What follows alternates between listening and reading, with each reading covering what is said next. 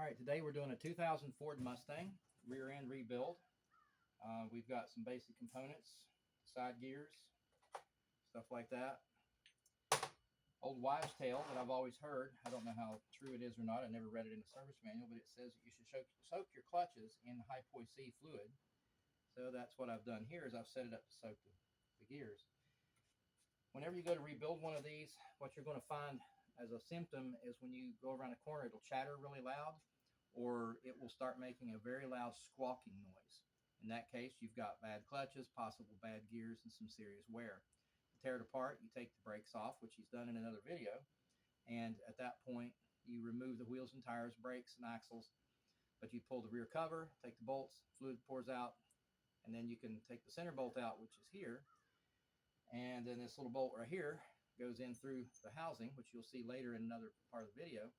This goes through. These have a tendency to break off. If they do, they're a nightmare to get out.